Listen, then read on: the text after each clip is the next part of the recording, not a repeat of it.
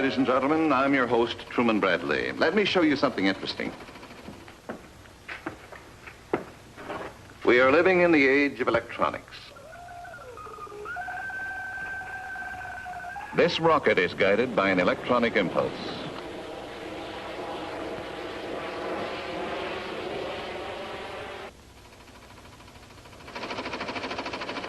No hands. This typewriter obeys radio signals rather than human fingers. This tiny mechanical mouse finds his way through the maze directed by an electronic brain and an electronic eye. The screen of the radio telescope receives signals from faraway stars in the very same way. But as fantastic as the science of electronics is, we barely scratched the surface of its many uses to mankind. This tiny electronic part is the heart of our story. A tale of fiction from the borderlands of science. A story which I hope you'll enjoy.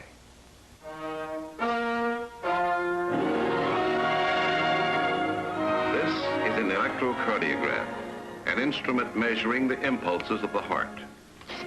And this is Dr. Warren Stark, a specialist in the diseases of the heart. The patient's name, Policeman Tom Horton. I can't find anything wrong with you, Tom. The other tests, the electrocardiogram, they all check out normally. Well, at least I'm glad to know there's nothing wrong with my heart, Doc. I didn't say that. Now, the findings of the electrocardiogram aren't always conclusive. It's one thing to check your heart here in the office when you're relaxed and quiet.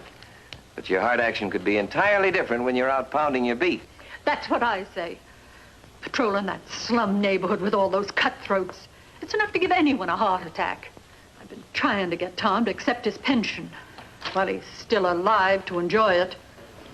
You're not going to make an old man out of me before my time. I'm in good shape. Yeah?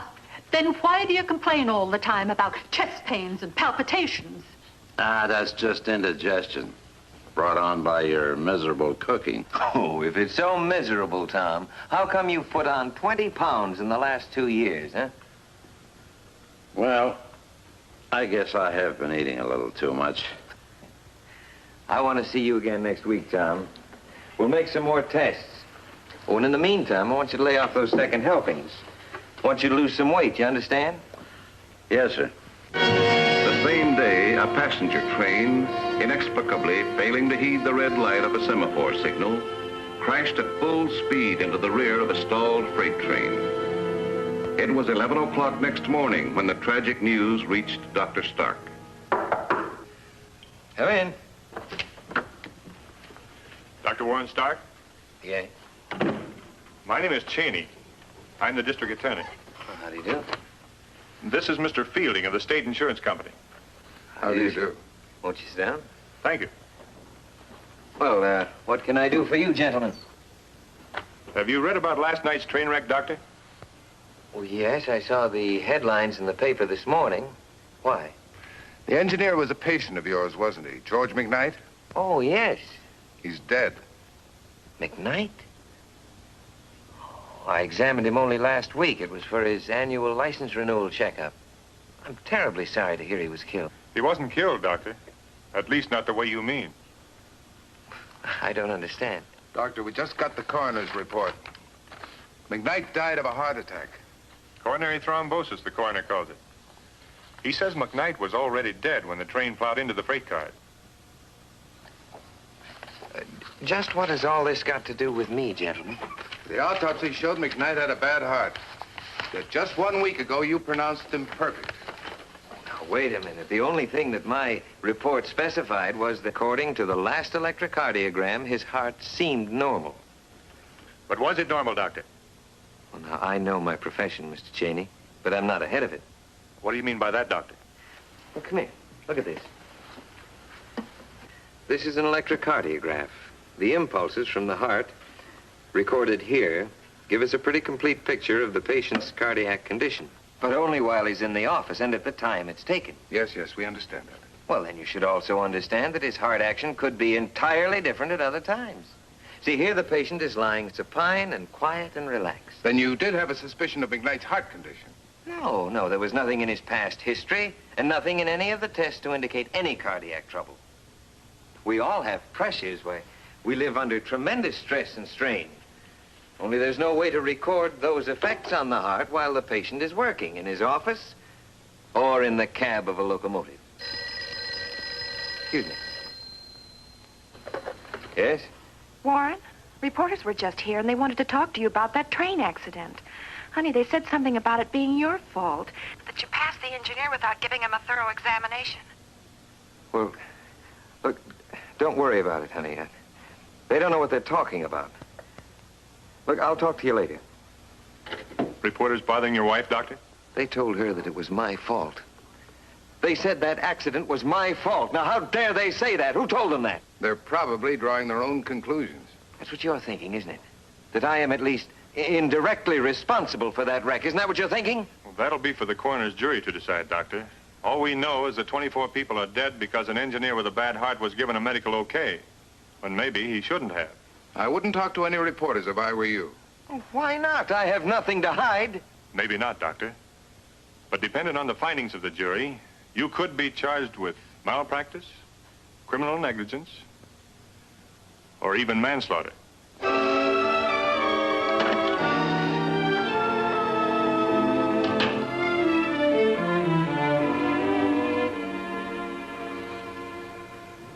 The verdict that the wreck was caused by the engineer's heart attack carried no criminal recommendation for the grand jury. But Dr. Stark knew that his reputation as a doctor was irrevocably destroyed. Now, these two ads look like pretty good positions. I thought I'd write them. All right, Warren. In the meantime, I'll get dinner ready.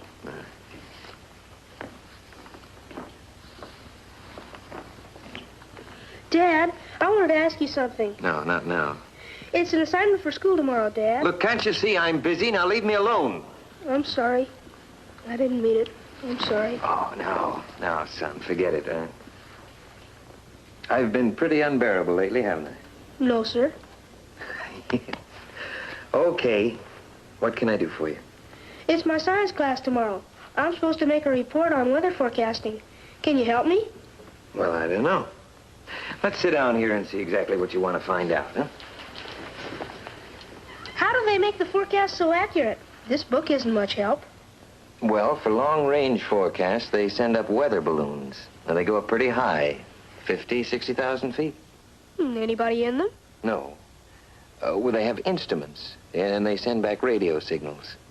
Telling what? Well, they give the moisture content in the air and the temperature, and the wind velocity, and the direction of the cold fronts.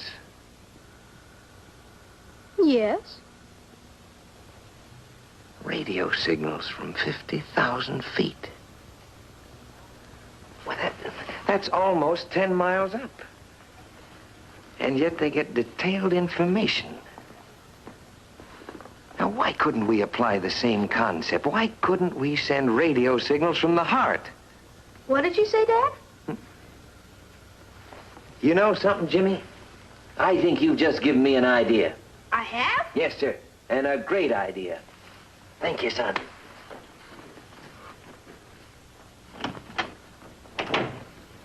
Where'd your father go? Dinner's ready.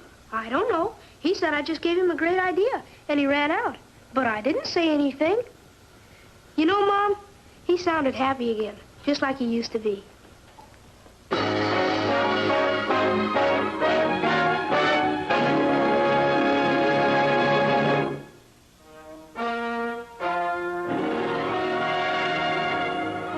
Dr. Stark spent the night putting a rough outline of his idea on paper. Then early the next morning, he took it to the cardiac research lab of his friend, Professor Tuber. I got the idea from something Jimmy asked me about weather balloons. See, this would work on exactly the same principle of radio waves transmitting the information to a central point, a radiocardiograph. In other words, the patient would wear this electrically charged harness. Exactly, and he'd be free to go about his normal duties, and we would have a continual picture of his heart action at all times, when he's playing or working or arguing with his wife, everything. Well, what do you think, Professor? Can you put it together? Well, the Transmitter would have to be small enough to be carried in, say, a pocket or a purse. It's the problem of size and weight. There was a transmitter developed for the FBI about the size of a pack of cigarettes. Now, why couldn't we use that? Wouldn't it limit the pickup distance of the radio signals? No, not if we use the new transistors. Here, look. If we build a circuit of transistors, so... Yes. Wait. I want some charts stored up. They'll help us. Oh, may I call the office and tell them I've just put you on the payroll? Yes, do that. Dr. Stark and Professor Tuber were well aware of the magnitude of the task they were about to undertake. A radiocardiograph was a revolutionary new concept in the study and care of the heart. But the difficulties that had to be overcome were almost insurmountable.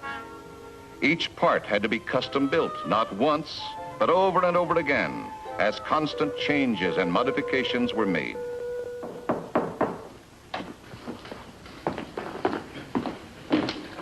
Yes? Can I help you? Excuse me, sir, but we were told that Dr. Warren Stark would... Oh, Doctor! We've been trying to get in touch with you. Well, hello, Miss Horton. Tom. Hello, Doc. This was a patient of mine. This is Tom Horton and his wife. This is Professor Tuber. How do you do? How do you do, sir? Well, what can I do for you folks? Well, the missus here has been after me to come in and see you. I've been having a few gas pains lately. Gas pains? That's a hot one. Last night he wakes me up. I think he's dying. He's bent over, clutching his chest. He could hardly talk. Well, what did you do for him? Well, first I tried to reach you, but the operator said your phone was disconnected. Tom wouldn't let me call anyone else. Well, anyway, the pains finally let up, so I went back to bed. The truth of the matter, Doc, well, I've been feeling kind of punk lately. I think I could use another one of those exams. Tom, are you on duty today? Yes, sir. I've been trying to get him to stay in bed, but he won't listen to me. Well, why should I? You're no doctor. No, wait a minute. Tom, would you be willing to try an experiment? Well, what do you mean? Well, you could help us with a test. You see, Professor Tuber and I have been working on this. We call it a radiocardiograph. You wear it as you go about your normal duties. And it records the heart action on the machine just as it does when you're in the office. Oh, like a regular electrocardiogram. Well, possibly much better. You see, this reflects the heart action under all conditions, from the time you get up in the morning till the time you go to bed at night, and even while you're sleeping. Now, if there's some strain on the heart that we've missed before, this might help us locate it. Okay, Doc, what do you want me to do? Will you please take off your coat and your shirt, officer? How long have we been at this?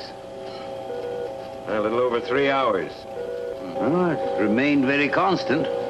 Exactly the way it was with all the other EKGs I took of him before.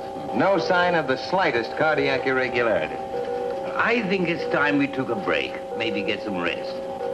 The automatic alarm will sound if anything irregular occurs. Oh.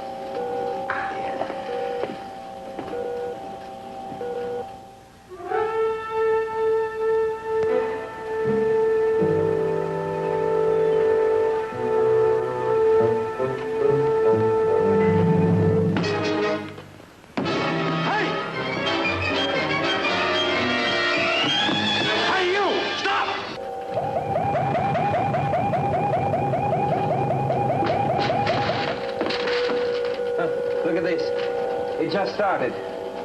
Possibly some exertion. He might be running.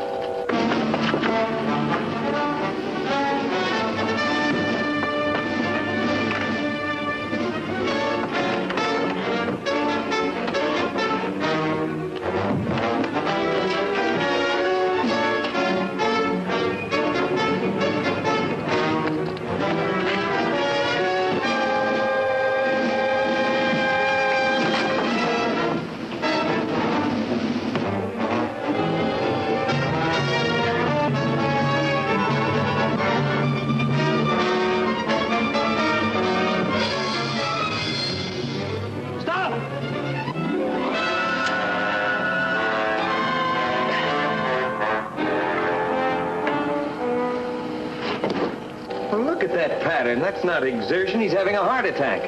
A classic pattern of a coronary. We've got to get to him.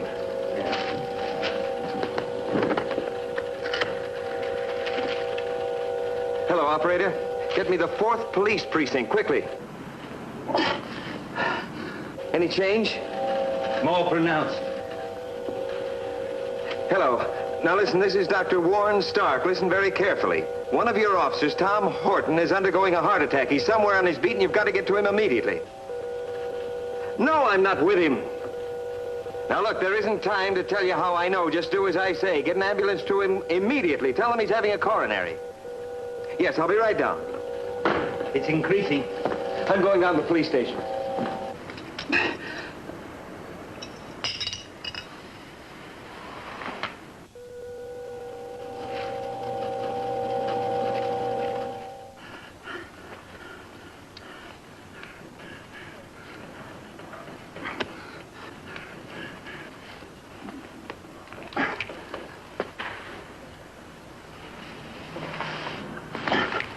Get every off-duty man you can round up. Send him into that area. Yeah, I'll let you know. You the doctor who called? Yes. Has the ambulance reached him yet? We haven't been able to find him yet. Well, it's been almost 20 minutes. Look, I told you, he's on his beat. Come here. You're talking about a 2-mile radius. The worst of it is, that area is pitch dark at night. Well, there are hundreds of alleys, fenced-in places. We could spend hours trying to find him. Well, we don't have hours. He could die in a few minutes. What are you doing to locate him now? Well, everything we can. We've got every available car and man in that section. But if he's in some building or some place where he can't hear the guys...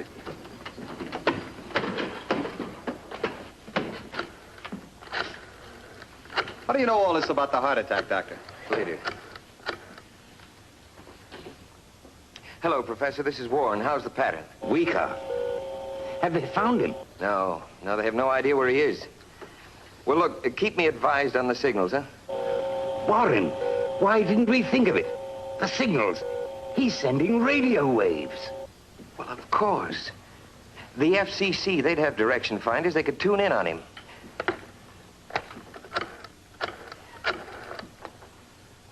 Hello, information? Look, this is an emergency. I want the local office of the FCC. It's Federal Communications Commission.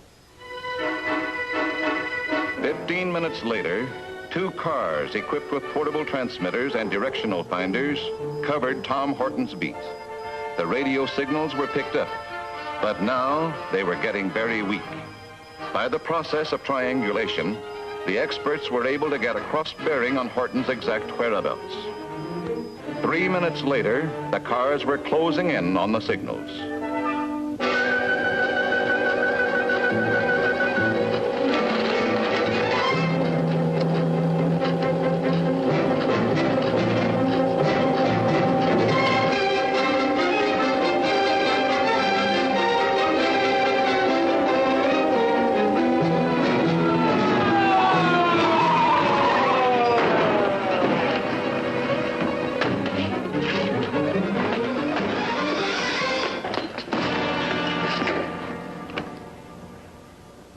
Thank God, he's still alive. Get his jacket off.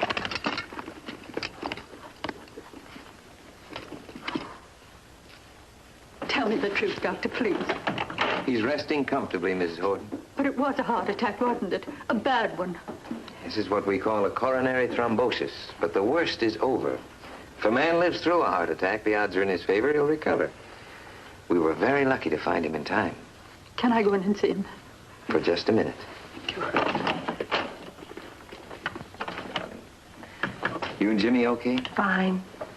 Oh, I almost forgot. They've been calling you all night. Who has? The reporters and press services. They say you're a hero. They want to know all about your radiocardiogram. How'd they find out about it? I told them. Well, why not? You owe it to the public. And they owe you something. After all, this is a brand new concept. Professor, you know the public. They'll probably think it's all ready for mass production or a new cure for heart disease. They're always one step ahead of us in everything we do. Maybe it's a good thing they are, Warren. As for a cure for heart disease, maybe someday we'll find that too. Your machine could be an important step. Well, I'm going to get some sleep. Oh, don't forget that according to our schedule, we still have to test this 98 more times. Will I see you in the lab in the morning? I'll be there, Professor. Good night. Good night.